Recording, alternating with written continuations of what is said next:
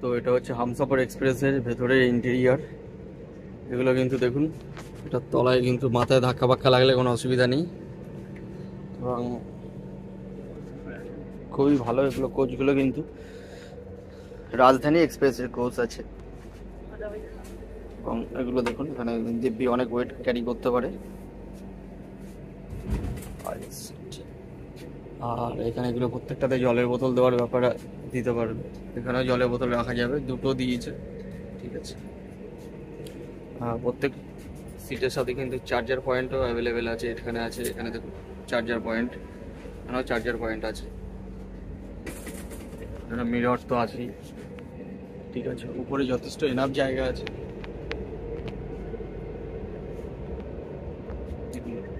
এবং সব থেকে কালকে আমার এই আপার সিট ছিল, সাইড আপার, তো এটাই তো বেশ ভালোই জায়গা কিন্তু থাকে এখানে। সব থেকে যেটা বড় ব্যাপার, এখানটায় যেটা আছে না, এখানে একটা জিনিস দেখাই, এখানে কিন্তু চার্জার পয়েন্টও রয়েছে। এবং সব থেকে যেটা বড় ব্যাপার, এই যে এখানে আছে, এর থেকে একটা হাত কিন্তু এখানে রাখা যাবে, বেশ সুন্দর।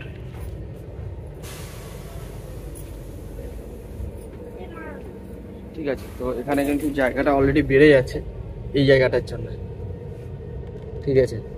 এখানে পুরো এই জায়গাটা অন্যান্য এতে আমি দেখেছি এই জায়গাটা পুরো এই প্লেন এইভাবে থাকে, এখানে জায়গাটা শর্টেজ হয়ে যায়।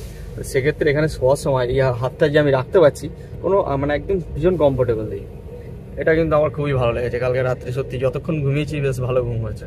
অন্য সময় এই হাতটা চেপে থাকে, খুব অসুবিধা হয়, জায়গা বেশি, তারপরে শর্ট শর্ট লাগে। এবং বসেও এখানে বেশ মাথা ঠিক ছিল না, ভালোই ছিল উপরের দিকটাতে, এনাফ জায়গা। আর নিচের এটা তো সাইড লোয়ার তো ভালোই সিট এখানে থাকে, এখানেও চার্জ দেওয়ার ব্যবস্থা রয়েছে, ঠিক আছে। ভেতরে সব ইন্টেরিয়ার